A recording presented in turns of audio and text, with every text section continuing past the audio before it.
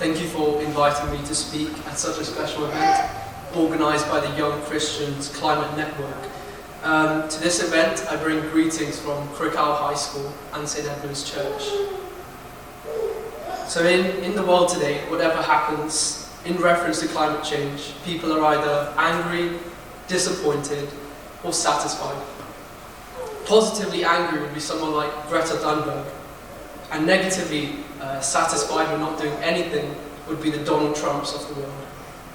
I'm not an angry activist, but a disappointed one, disappointed with my own actions, and saddened by the lack of effort shown by domestic and foreign governments. Climate change is not a myth, it's not a fairy tale, and it's definitely not fiction, but fact and truth. It could be argued that the phrase global warming is rather deceptive. It doesn't necessarily sound menacing or threatening. In fact, to us Brits, shivering on our lonesome, chilly island sounds rather appealing. I think most of us would cherish a few blinks under the warming sun, and the weather a few degrees warmer. I know today it's rather cold. But it seems that the phrase is misleading, because it doesn't identify the actualities of what would happen as our unique, precious and marvellous globe warms. In school, statistics was the component of maths which I least enjoyed, simply because there's too much waffle, and you know what, the result comes way too at the end. It's too much information.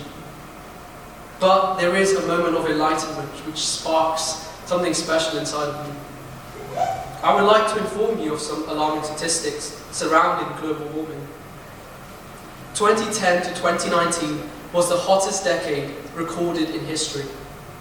Record-breaking temperatures have become the norm as our planet warms at an exponential rate. There were 99 tropical storms in 2019. And because of this, the true tragedy comes to light, as 6.7 million people were displaced. The number continues to rise every day, and sadly, most of these people originate from lower economic backgrounds.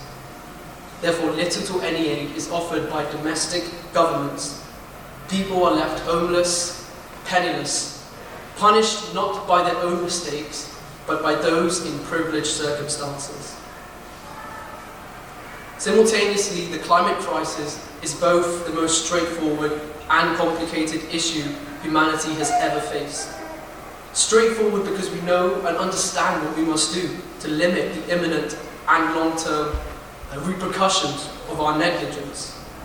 To achieve success, we must stop the emissions of greenhouse gases, but most importantly, events like this to raise awareness.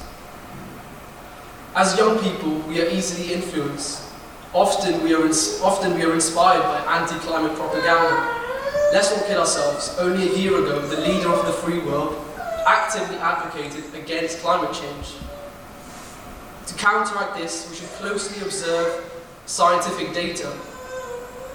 But more importantly, take into account that as Christians, we are custodians, gatekeepers and stewards of God's marvellous, lifeful creation of earth. It is our duty to safekeep our planet. But personally, ask yourselves, have I taken the responsibility to fulfill God's commission? I would like to read you a short section of the poem Webcam the World, written by Heather McHugh. The modern poem is a warning to everyone. Get all of it, set up the shots at every angle, run them online 24/7. It may be getting close to our last chance. I was astonished by this poem when I first came across it in an English language exam. And I thought, today it's fitting to really talk about this. Will we in 50, 60, 70 years be only left with videos and photos of our extraordinary home? Will the 7 wonders of the earth be destroyed by natural disasters? What will be left of our astonishing reefs? Is the poet correct? Are we getting to the close? Is it our last chance? I appeal to your humanity and the possible future of your children and grandchildren. Often people are concerned about the legacy they will leave behind. What is my legacy? What will I leave behind?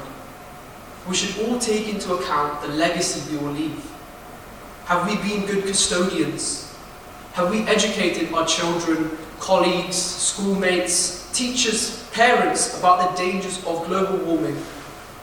The climate issue is not denominational or restricted by borders, religion, or ethnicity. It affects us all.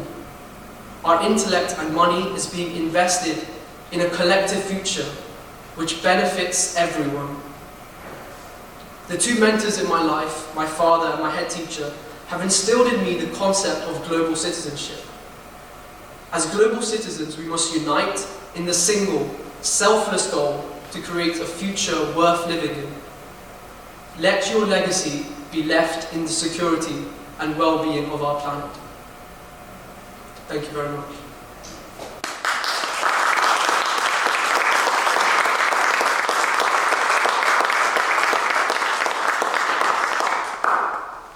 Thank you so much for sharing that powerful message. We all have a responsibility, we all have a legacy. But thank you for that, using statistics, using poetry to highlight what we need to do. It's an action for us all. Responsibility is key.